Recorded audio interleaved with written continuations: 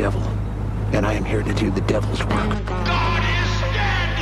I know it feels like to be gone. 85% of the teenagers in high school have been exposed to hardcore Satanism. Jesus wants me to live an abundant human life. The blackest night. I'm the king, man. Fallen angels directly out of the bottomless pit. The demons of death and hell out of the bottomless pit. Images of witchcraft, dark magic, torture, rebellion, and fallen angels. Satan's pretty cool.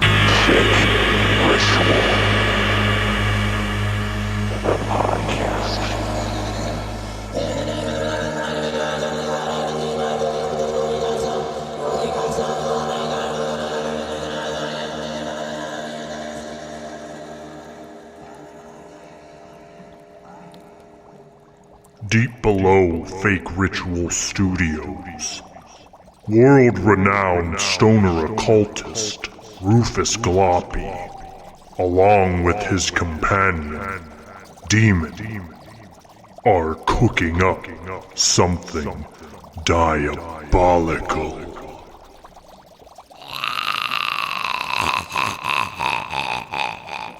Hey, first off, Lucas said no blood sacrifices outside. He didn't say anything about communicating with the dead, okay? So just cool it.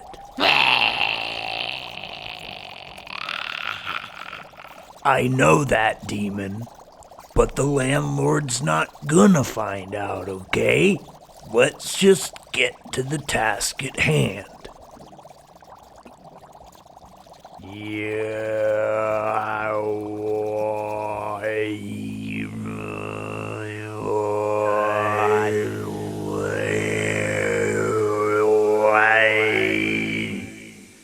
Oh, Dark Lord, we wish to communicate with the occultists of the past. Accept these offerings as a gift. Help us, Dark Lord, as we seek the knowledge of those who came before us.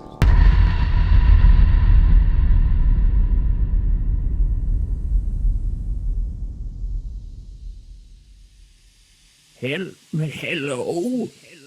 Who's there? Greetings. I, Rufus Gloppy, have summoned thee. Oh, Rufus, it's me, your grandfather. I haven't heard from you in so long. Oh, hey, Grandpa, how are you? It's so cold in the afterlife. Yeah, I did hear it gets pretty cold there. I have my lap blanket, but it doesn't seem to be doing the job as I have no legs.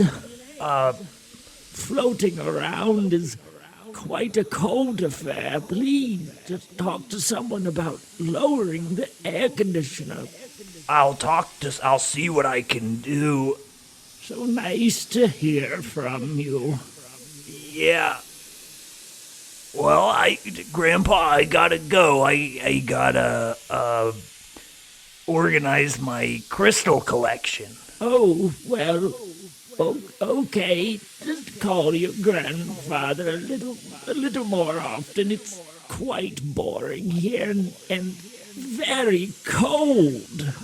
Yeah, I will talk to you soon. Okay, goodbye. Damn it, Demon, that's the last time we use Werther's in place of Eye of Newt.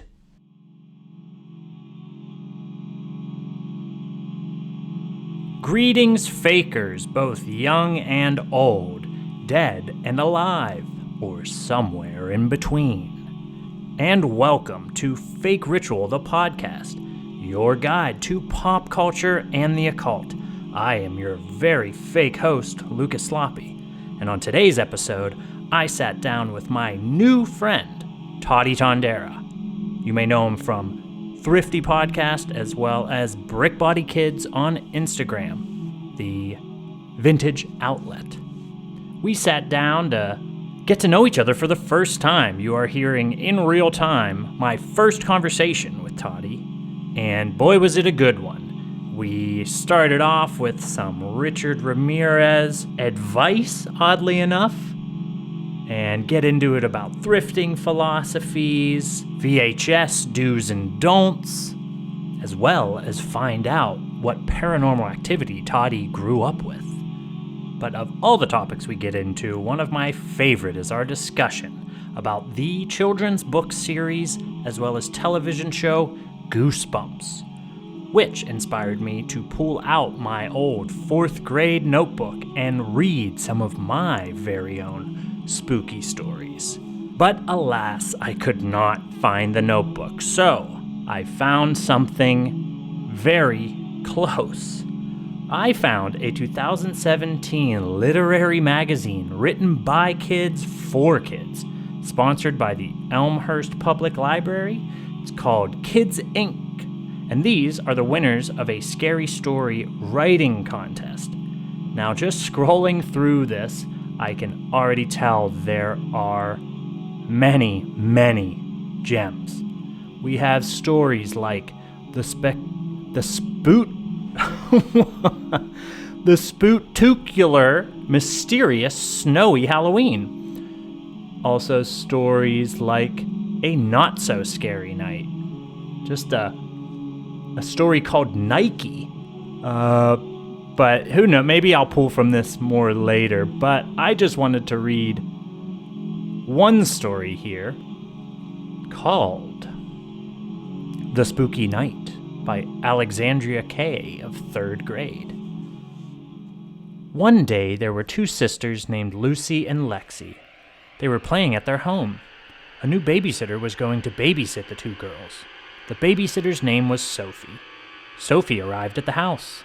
The babysitter said, "Okay, you can go now," she said to the parents. The babysitter said, "Now what do you want to do?" "Well," said Lexi, "I would like to play downstairs." "Okay," said Sophie. So they went downstairs and played hide and seek. First, Lucy has to hide. So they were looking for Lucy, and when Lexi was looking for Lucy, she saw a skeleton on the floor. Lexi screamed, "Help!" And then Sophie ran and gave her a hug to make her stop screaming. But it was not Sophie. It was a witch, and she was about to steal Lexi. So Lexi grabbed the witch's arm and said, "Stop it." So she went to a different house to scare. So then Lexi found Lucy, and their mom and dad came home, and now everyone is safe, or maybe not. The end. Actually, oddly similar to some of the stories, the mysterious stories I have in my journal. Come to think of it, if you do want to hear some of those stories, if you don't feel like waiting around for me to find my 4th grade journal, go check out episode 92 of Ghoul on Ghoul, another Pittsburgh-based podcast, where I delighted Sarah and Amanda with my rendition of The Roller Coaster to Heck or something like that. But all right, now that you're good and scared, let's head on over to my conversation with Toddy Tondera. But one last warning. Fakers beware. You're in for a scare.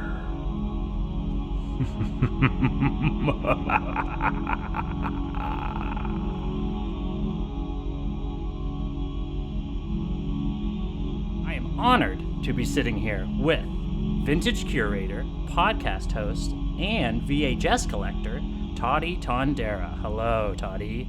Hello, Lucas. It's very good to see you. Yes, for the first time. Behind computer walls with headphones on during this quarantine time. So this is how we meet people these days. Yeah. It's like I can almost reach out and touch the screen. I'm doing it right now. I could almost reach out and take a drink from your drink, but that's illegal, so I won't. Well, yeah, it's good to have you on the show. For sure. Thank you for having me. Yeah. Well, I'm going to start the show with the usual question. What pop culture you been consuming lately?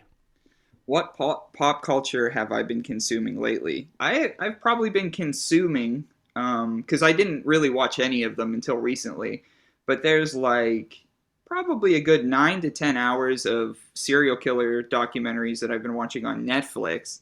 Any factoids come to mind? Any, especially, you know, along occulty lines, any sort of ritual killings or anything fun? I like was, that? and I'm sure a lot of the listeners have too. I've been I watched The Night Stalker with Richard Ramirez. Same. And I will finish this because right away it doesn't seem like I'm going to say something not scary, but I actually learned a few things from Richard Ramirez. Okay. That I've actually put into my current life. So he used to like go through windows and climb on chairs and go through windows. Well, I was watching that recently. I live in an apartment and my bathroom got redone, and I'm just kind of antisocial. Don't really like to. I don't know if there's like something going on. I just kind of want to be by myself, and I have a cat, so I had to keep him kind of away because they were going inside and outside the house. So what I did is I locked my cat and myself inside my bedroom, and I used my window as my door. Ooh. So, so they were there for like 4 days. So I would just lock my door, and then I would climb in and out of the window. But that served two purposes because that gave me a door. And that also kept my cat locked up while I was gone, so my cat wouldn't interfere or go outside, because people who work on houses, all of them always have like big clunky boots and like leaving doors open. So I'm like, I'll lock my boy up in here and then I'll use the window. So that's what Richard Ramirez taught me in the past couple of weeks. To just use the window. It's fine. Always a great thing when you're asked, what you doing, to respond, what I learned from Richard Ramirez. That's what I was saying. As I opened this, I was just like, just hold on 1 second. But I did learn some things from Richard Ramirez. But obviously he was a creep and gross and all those other things too. And from somebody that's at least dabbled in Satanism, a bullshit Satanist. Bullshit he acted Satanist. all cool, like, everybody's evil, I just do it. And it's like, no, you gave in to your basest instincts. That's weak and lame. So your breath stinks really bad. And that was like collectively, and collectively all the people who had been a part of Richard Ramirez's life in some unfortunate way or another was like, he stinks. He just stinks. And I think the calling card for like a faker, you know, like a faker is they just draw pentagrams all the time. Like they love it. There. Like they love just drawing it, because if they draw it, it's like that. It's like that's what you used to do at like grade school, at high school, and everybody would be like, whoa, yeah. So he was I like, still do it. Yeah. So it's like, but it's just like, oh, so he would just draw pentagrams on the walls and blood or his hands or whatever, and that's what.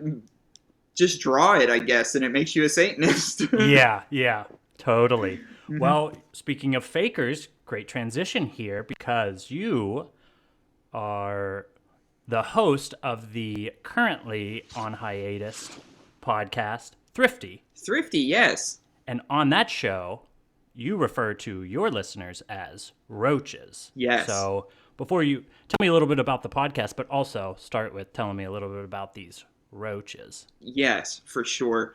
So Thrifty, it's currently on hiatus with COVID. There was a lot of things that I still plan to do with it, but I got busy with a couple of other things, and plus it was just getting to the point where it was just so stressful. But so Thrifty, and you could still check it out, thriftypodcast.com. If not, it's on iTunes and Spotify and all that, but it's called Thrifty.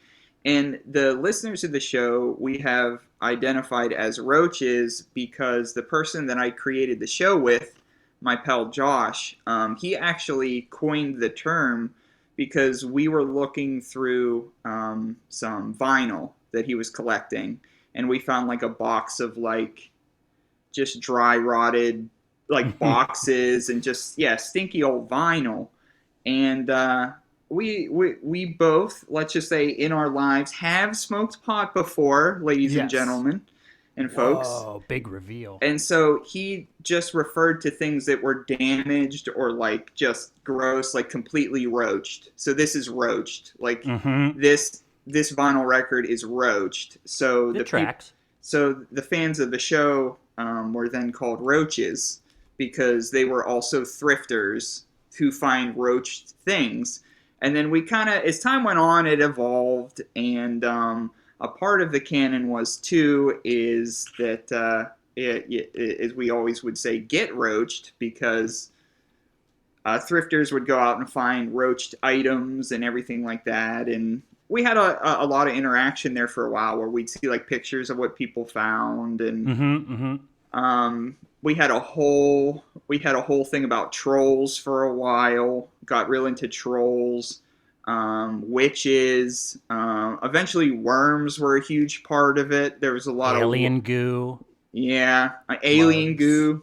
A lot of weird imagery. So just basically just dirty, rotten baby faces. And when I say baby face, that's like that's a wrestling term for a good person. So just like dirty good people. Roaches. I can dig it. Yeah, a little self-effacing. Yeah. Sort of like fakers, kind of calling you something that would otherwise be basically a glorified poser. Yes. And you're sort of calling them yes. glorified. We all are roaches, yes. Yes. In one way or another. Well, yeah, I did want to read here, before I get into why thrifting and maybe your thrifting philosophy, I just wanted to read your standard quote from the beginning of Thrifty episodes, in that you scour secondhand stores searching for interesting artifacts. Yeah. Useful unusuals, trendy trinkets, cool collectibles, and good garbage. And that is what it's about. That is what thrifting is about. Because I myself am big on thrifting. I haven't been since the pandemic started. Thinking about getting back out there, masked up. But why a thrift diary podcast? So I guess it goes back a little bit now. I grew up, I would say, poor to relatively poor.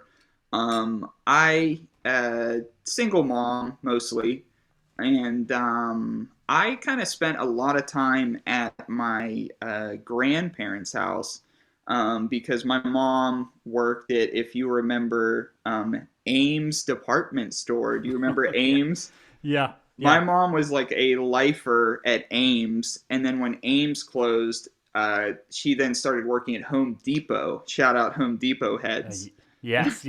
So anyway, so I was, I had nothing to do, and I guess I was too young to be at home, so I just stayed at my grandfather's a lot, and my grandfather was a big time, I wouldn't say as much as collector as he always, quote unquote, tried to keep everything like nice.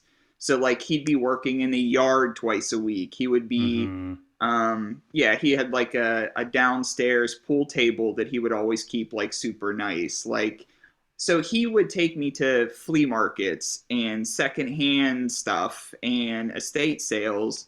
And so he taught me at like a younger age that when you go through these flea market tables or you go through these whatever, you don't want to give like a huge reaction, because, for example, if there's something you want to buy for $12, if you just like show up to the spot and just be like, whoa, I never seen one of these, they're like, well, 15. But if you're just like, like kind of cool, I'll do another lap and be around. A lot of times people will spit different prices at you, because at that point they're just like, oh, so I don't have them on. Because if you react big, you're hooked. You're on the line. They know it. You're blowing my mind right now. I've done that. Like, no wonder I'm the worst haggler, because that's what I do as soon as I get there. I'll bring friends over. Look at this. Yeah. Never show your hand. Never show your hand. Wow. Never show your hand. That's a great thrifting philosophy. Never show your hand. So anyway, I learned this from a young age because I grew up deep into wrestling culture. I did a lot of, I used to have my own little action figure, like wrestling federation in my own head, like all these kinds of things. And we didn't always have the money, or really ever, to buy a bunch of wrestlers, but we did have the money to go to flea markets, and everything that was like the same size as a wrestler, it wrestled. So if it was the same size, it was in the Fed. Like it wrestled. So I would go with him to flea markets and walk around. So if there was any like little guys or little action figures and they were relatively the same size, they wrestled. So from an early age, I was kind of taught to make ends meet that way. So as I got older, it kind of first started out when I'd be in between jobs. That's what I would do. Is I would sell like spooky stuff or VHS tapes. Like I would like Craigslist, eBay, but like, yeah, it was kind of just like on the side thing between jobs to kind of get by. And then over time I did it more and more. And now I do other things in the time, and thrifting is the main thing. So, a lot of when I started taking it really serious is when I started Thrifty. And then as Thrifty went on, I began picking other things too. I got into picking clothes, and my friend Shane and I, we created Brick Body Kids, and now we sell vintage clothes. So it's like been a whole timeline that where it started isn't where it ended, but I'm definitely glad it's there. With the Roach Faker crossover, there is also a similarity in the fake ritual philosophy sort of being applying to pop culture, in that treasure is hidden within trash. And it seems to be that that's kind of what you're all about as well. So tell me more about trash and maybe your love of trash, these other people's whatever disposables. And we would with Thrifty, what we would do is we would go to Goodwill outlet stores, and outlet stores, the bins. The bins is most call it. But basically, for those not familiar, they just bring out just donated goods in giant blue bins on wheels. You look through them, you pick through them. So you basically are digging through other people's trash to find cool things. And with it's not on a rack, it's not presented in anything but a dumpster-like way. And we found that, like, a lot of people, I mean, and I get it to a certain extent, like, people would donate their, like, art projects and, like, their sculptures they're trying to make and their puppets they've made, like, just maybe, I don't know, they would just donate them. So we started to compile all these weird creatures. And our favorite one, I think collectively, was a witch that we got that we named Sarah the Witch. And Sarah the Witch was made out of a shower caddy and just a bunch of hangers that were straightened and bent different ways for hands. So the body is a shower caddy, the arms are hangers, and then it's just a witch body over top of all that junk, and then a witch head, and you plug her in, and her head rotates back and forth. Whoa. And she came with like a wand, but over time, because it was... Well, she was basically thrown away at the Goodwill, because when we got her, she was in very bad shape already.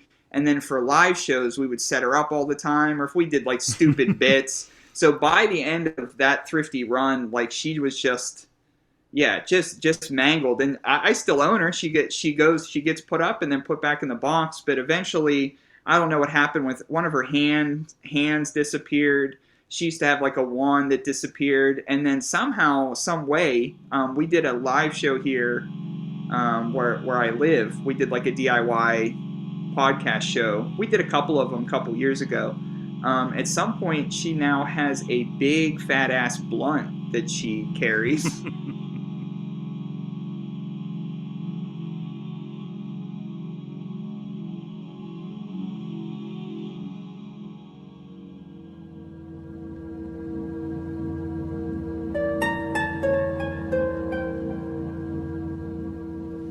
Hello, I'm R.L. Stein. I write the Goosebumps books. In a few minutes, you're going to see one of my favorite stories come alive. The Haunted Mask is a frightening Halloween story about a girl named Carly Beth. The horror begins when Carly Beth puts on the evil haunted mask, and it ends when she discovers there is nothing more powerful than the love of her family and friends. What's so scary about that? You'll see. Viewers beware, you're in for a scare.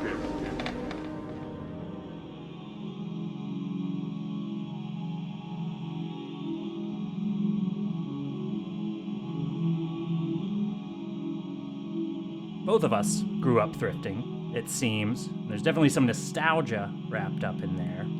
And this is a good segue to a further shared love as well as nostalgic love, VHS. Yes.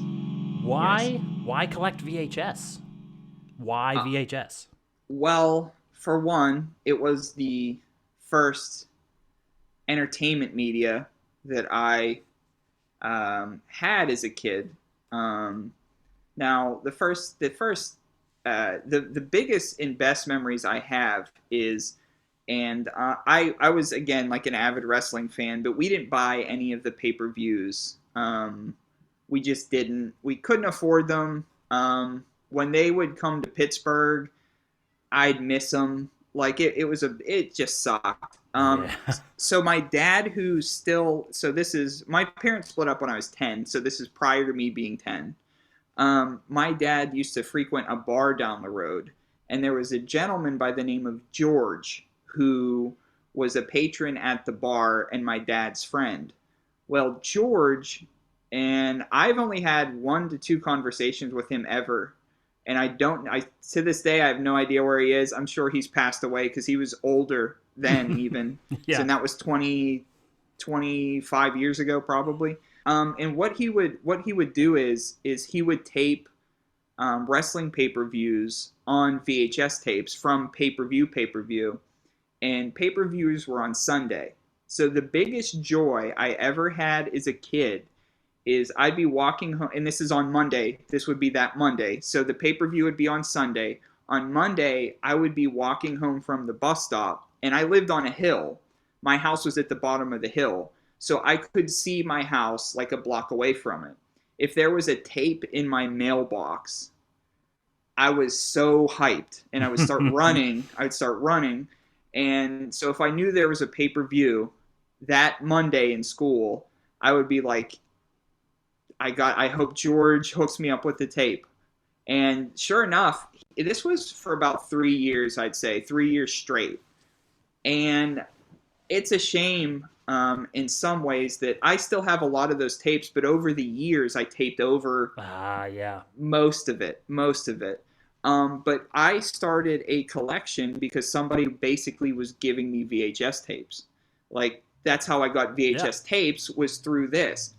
But if you remember pay-per-views back in anything on pay-per-view back in the 90s, there was stuff before it, there was stuff after it. So a lot of the times he would tape a wrestling pay-per-view for me, and then at the end of it was like a 6-hour tape, but the wrestling show is only 3.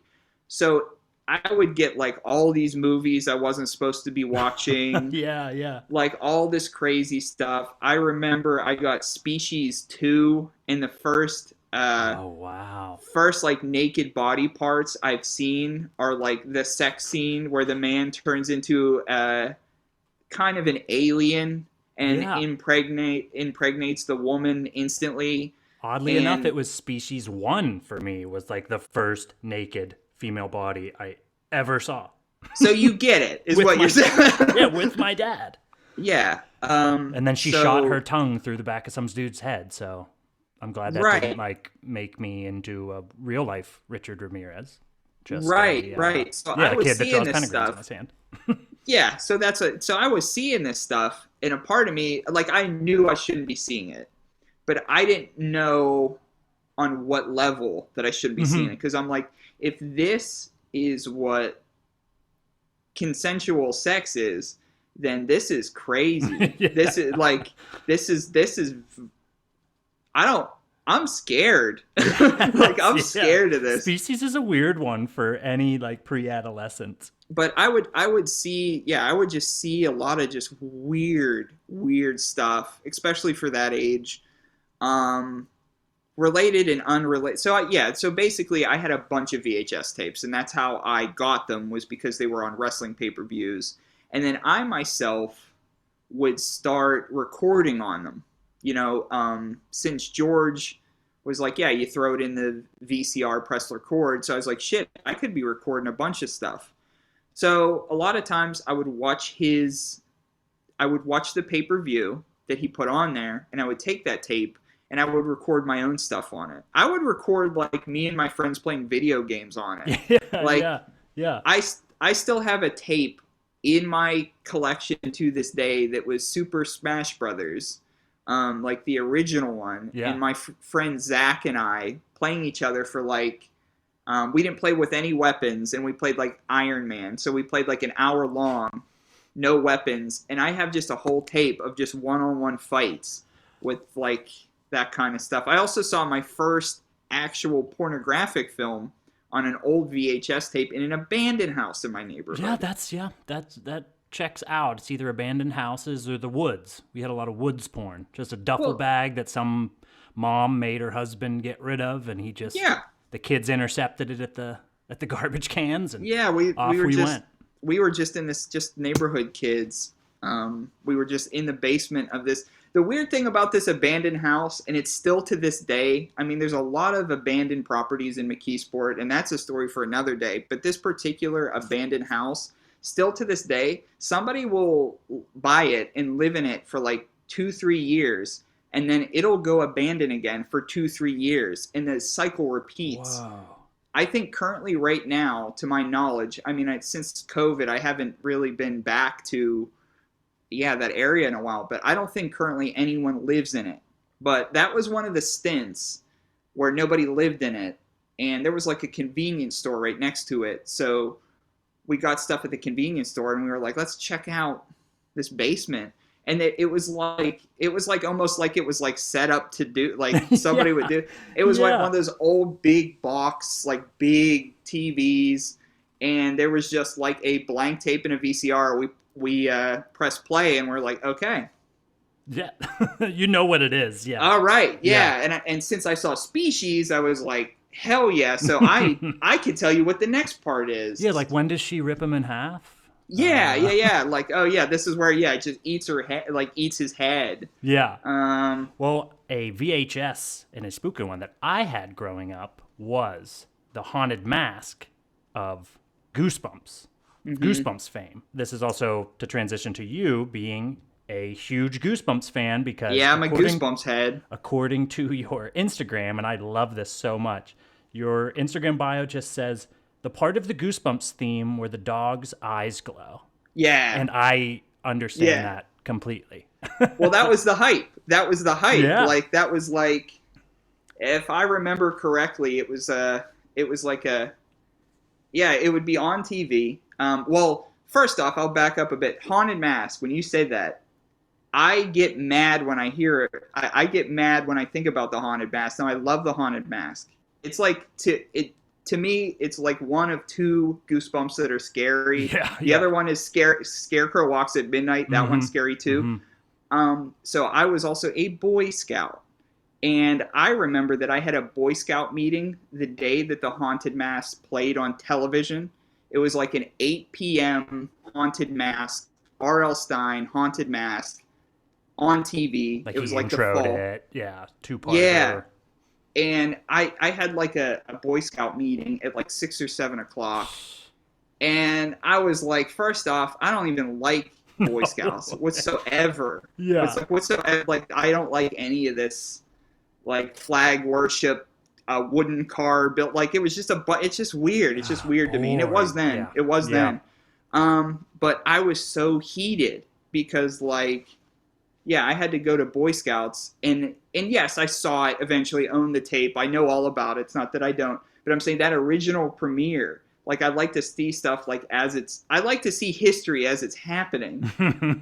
And so I didn't get to see it. So the next day in school, all the kids who got to see it were like, this happened, this happened. And I'm just like, I hate this. I hate you. Like, I hate all of this.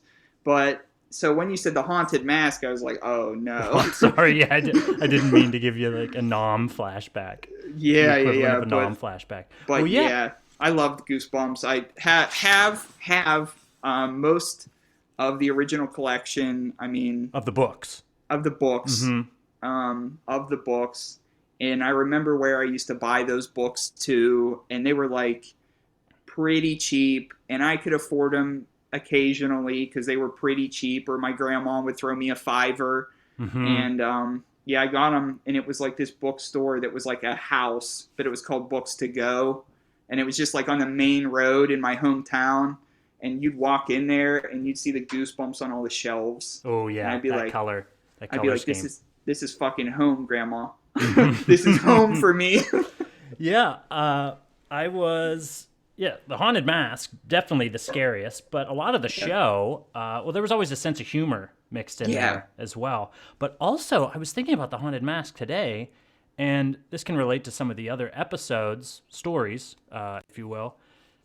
The Haunted Mask had this weird symbolism in it. It's like you pretend to be something as a kid in order to be seen as tough or powerful or strong, but then, sort of according to this story, the mask makes her scary, but she starts to become the monster. So it definitely was scary just visually, but there was something that spoke to me as a kid, as someone that really wasn't like a tough guy. I didn't get bullied because I had too much of a sense of humor. Like they didn't get a reaction. But there is that part of me that sort of fears maybe something that you pretend to be in order to gain power. Did you what was it about the Goosebumps as a kid that made you be like, yeah, this is for me? Well, to continue on that too, the Haunted Mask is kind of one of those too, and as somebody that I believe I've seen all the episodes of Goosebumps, I'm almost sure, but I can't absolutely be certain. But the Haunted Mask is like one of the only ones, I would say, with kind of a deeper perspective of it. And maybe it's because it was one of the first bangers to hit, because as I mentioned, it was like on TV. It was like a quote-unquote like must-see kids thing. Yeah. So I don't know if once that success hit, it was just like, well, let's just kind of just go from the book for the other ones or whatnot. But with Goosebumps is, I think partly because of that, and this is kind of like a corny answer, but like I just wanted to watch something or to get into something that like, not that Goosebumps was bad in any way, but like that my parents didn't know about, or like, I mentioned to you before, like my dad was really into sports and he forced me into every sport possible. And, and generally to this day, I like sports because of it. Like I watch sports, but I'm saying that's why, but I wanted to do something different that like I didn't hear from my parents. So it wasn't like a rebellious thing as much as it like, I just wanted to do my own thing. So that stuff was pretty cool.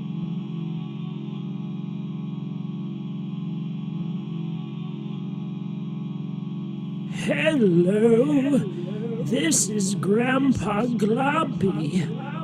I'm being summoned to read something.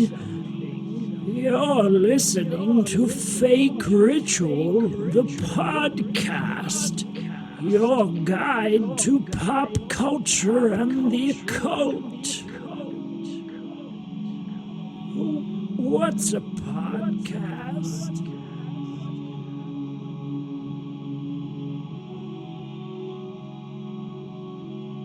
So my house was haunted. I don't know if you know that. Okay. So so growing up, weird things would happen in the house. Just your typical stuff, your typical doors opening, doors closing. The attic above me, it always sounded like somebody was up there. Okay. Any temperature changes? All the tropes, all that stuff. the top of the stairs outside of my bedroom always felt really weird, extremely weird. And this is before I heard of anything. This is completely, I don't know anything about the house yet. The top of the stairs was always so weird. It felt like when I was a child, every time I was going down it, that something was kind of like behind me. So most nights I would run down the stairs, not really up for whatever reason, but it felt like when I was going, like something was, just something. And then one day, and this is also, again, before I talk with my mom about anything, I thought I had saw a man at the top of the stairs with a top hat, wearing a top hat of some form. The only reason why I know that it was a top hat is because, it was shaped like a top hat, but below the top hat was just kind of like a man, and it was like real faded. Like, say you would paint a watercolor painting of a man in a top hat, and then maybe Abraham Lincoln. Yeah, and then throw like water on it. So it was like, you're like, I think I see what this is trying to be. But you could tell that it's a hat though, because like it's a black thing. And I went and I told my mom, I'm like, I think I'm looking like currently. I think I'm looking at something currently, like right now. Mm-hmm. And she was just like, oh, at the top of the stairs. And I was like, yeah. And she was just like, well, just tell them that you're okay. Just tell them you're okay. Like, just tell them to go away. And I was like, whoa, what? Like, you've crossed in. Like, and she was just like, yeah. She's like, just kind of, you got to tell them you're okay. And like, it'll be cool. And I was like, oh, fuck. I just aged 5 years. Like, and I don't particularly remember us getting into big detail that day, because I have an older sister who still to this day is like deathly afraid of like tons of stuff. So like all this ghost stuff was never talked about in front of my sister, but she did know about it. So we kind of knew about it separately, kind of. So one day, I was just like, so what's up with the house?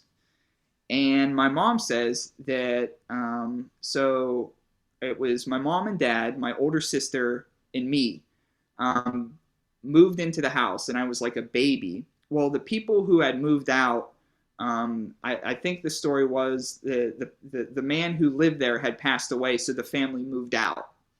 Well, the family had two young children that matched my sister's and I ages. So the thought process was that this man used to live in that house, and now he's a ghost. And my mom would say he would come back to check on us to make sure that we were okay. She has told me she has witnessed me being tucked in by the ghost, like in bed, like conversating with a person and them tucking me in, and there wasn't anyone I knew. Now, I don't particularly remember that, but I'm talking like 4 or 5 years old. Yeah. Like, I don't remember anything from that then. Then my mom said that my sister would see the person behind her when she would look in a mirror, or like when she would look out a window. And one thing about that is I do remember, and I don't remember knowing why, but my sister would always cover her mirror with a towel and the windows with a towel. Whoa. And I remember it for sure. I remember it because obviously I'd make fun of her all the time. Duh, I'm like a little kid. Mm-hmm.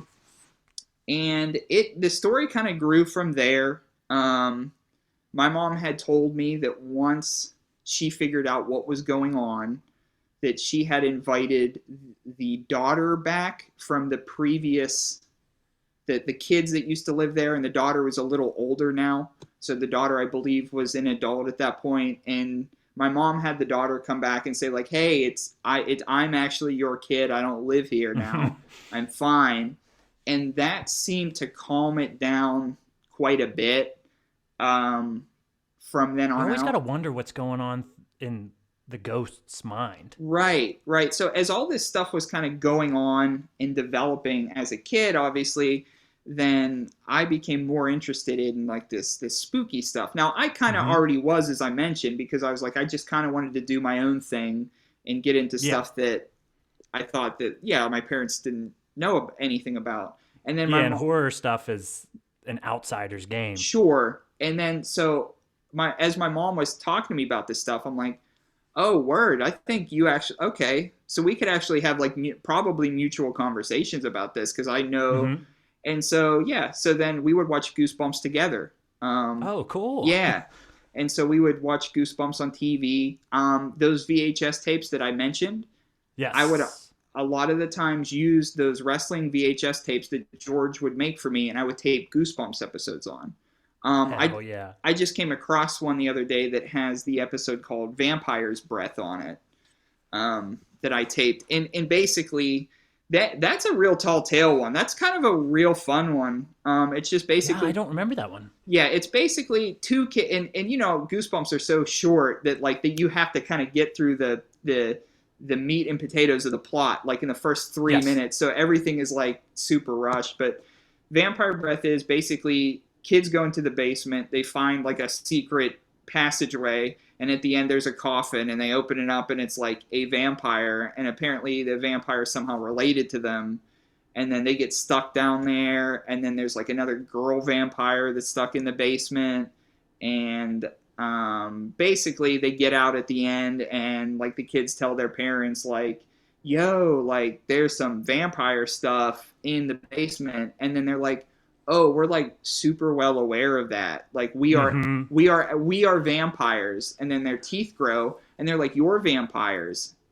And they're like, yes. And it's your 13th birthday today. And they were like, yeah, because they were twins, the kids. And they're like, well, basically when you hit puberty, you get your teeth. So the moment it struck midnight and it was their 13th birthday, their teeth grew. And then that was like the end of the episode. So it was just like a family of vampires type thing.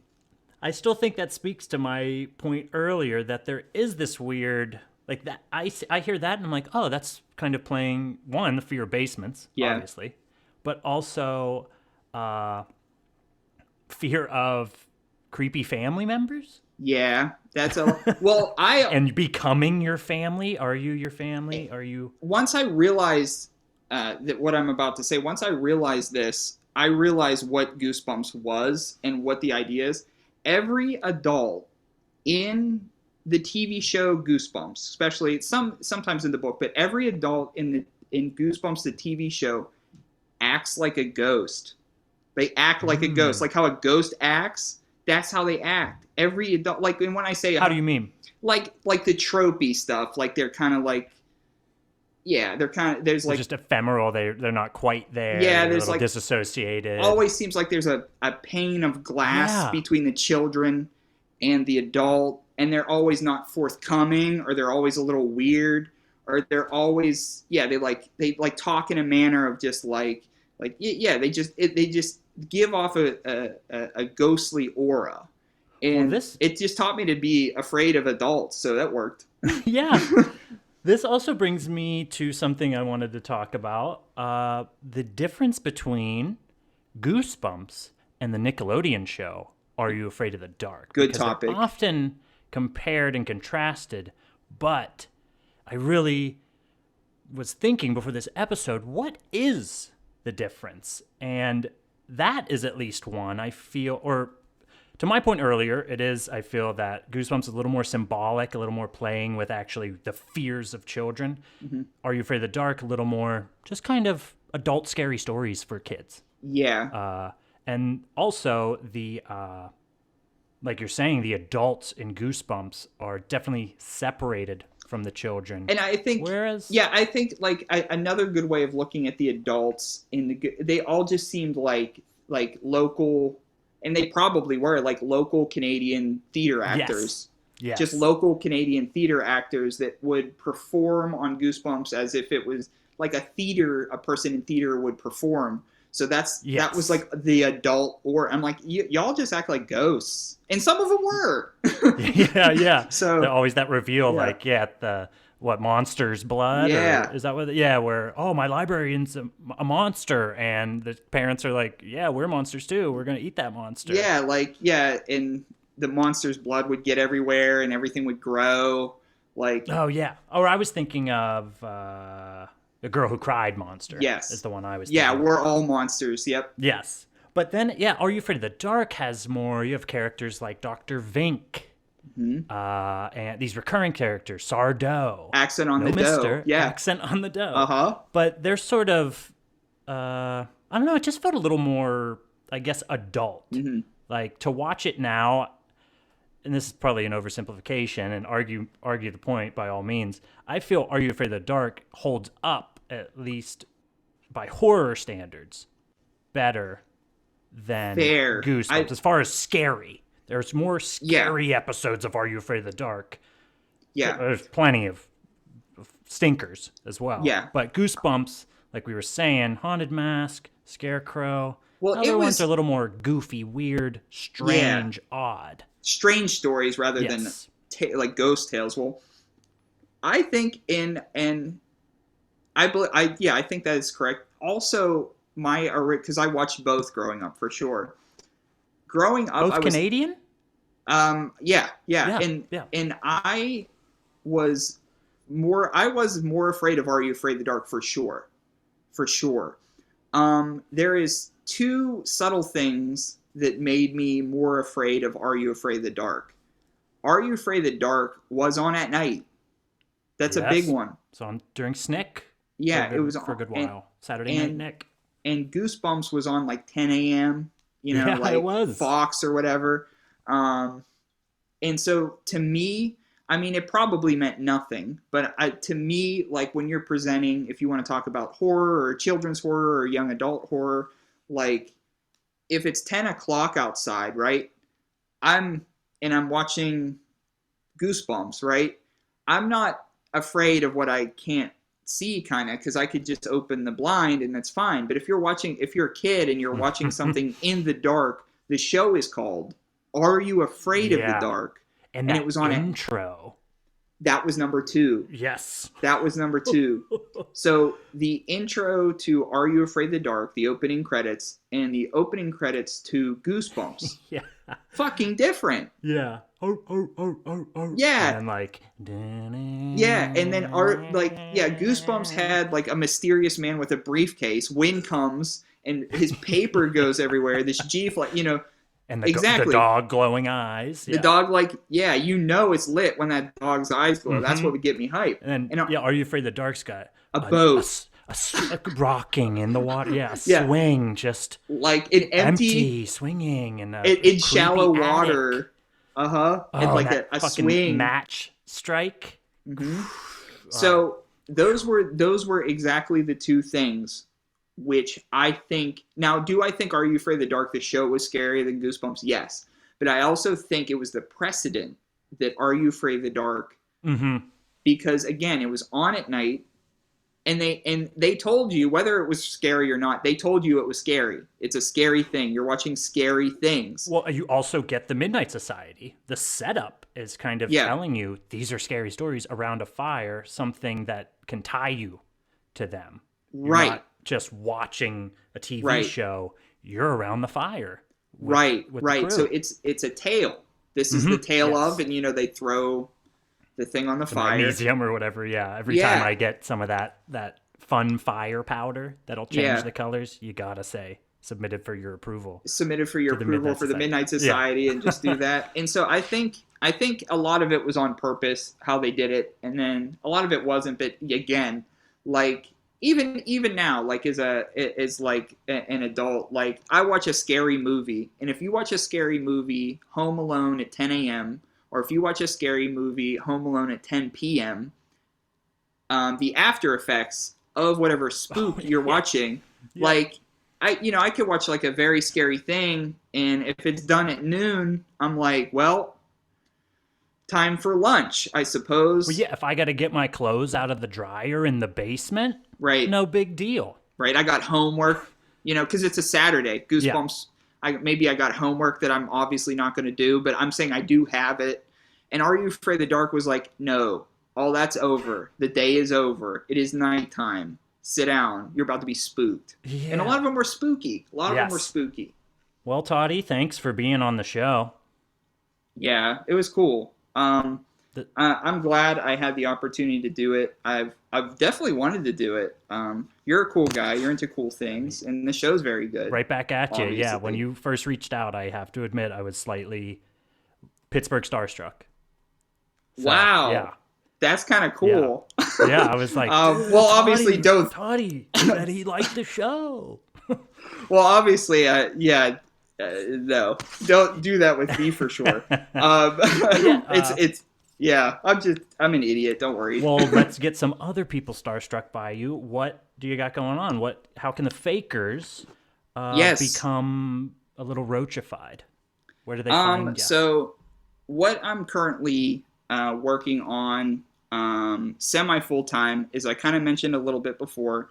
Now with thrifting, with the podcast, everything like that, it's my ultimate idea behind it was somehow to work in the field of some form, whether it's the podcasting field because of what I do or the thrifting field. So what my friend Shane Becker, we developed a vintage, we're both vintage curators for Brick Body Kids. And you could follow us at Brick Body Kids on Instagram, at Brick Body Kids on Depop. We are also on eBay at Brick Body Kids. And we sell, 80s, 90s vintage clothes, some athletic gear, some just really cool stuff. We had some X-Files t-shirts recently, vintage X-Files t-shirts, all over prints that were very, very cool. And so we have stuff like that. We have spooky stuff sometimes. Sometimes you'll just see on the account that I post some stuff from my video game collection or my VHS collection. Yeah, I'm looking at the most recent post. Yeah, beautiful shelf of VHS. And so basically, we sell vintage clothes or some clothes that are out of the ordinary that you couldn't pick up from a box store. But we find clothes and present them to you. And we try to put something on the Instagram for sale every day. Now, we try to, the item price range, we do try to keep it as affordable as possible. Some pieces are just naturally, honestly, they're worth money. So we do ask that, but we try to put a lot of affordable goods on there too. So you don't just open it up and you're just like, oh, look at all these cool things that, they're nice to look at. So we have, hoodies, t-shirts, all kinds of stuff that we try to do. And that's kind of the main thing that I'm working on now. Obviously Thrifty at THRIFTY Podcast on Instagram. That's how we kind of know each other from that kind of field. And doing that, I had a lot of fun with that. Great back catalog. Check it out, fakers. You will not be disappointed. If you like this show, you will like that show. Yeah, so get roached. Yeah, for sure, get roached. So but those are the main two things that I'm working on right now. But there's always something that I will do or won't do. Who knows? Hell yeah. Well, fakers, make sure you follow us on Facebook and Instagram at Fake Ritual, on Twitter at Fake Ritual Blog. Visit us at www.fakeritual.com. Hasn't been updated in a while, but give me those hits. Also, email us at fake.ritual.inc@gmail.com. And send us spooky stories or anything worth reading, we will read on the air. So maybe that'll be incentive to get some of that. Also, rate, review, and subscribe on iTunes or Stitcher or wherever you get this stuff. Toddy, do you want to join me in hitting the fakers with a Go Fake Yourselves? Sure. Yeah, we'll do Give me a countdown. We'll do a little 3, 2, 1. Go fake yourselves. Thanks again for listening. The show is written and produced by me, Lucas Sloppy. The intro was provided by Will Marshall, with music in part by Johnny Arlett. Now, I hope you aren't too scared to go to bed, but if you are, just remember, the monsters aren't real. They're fake.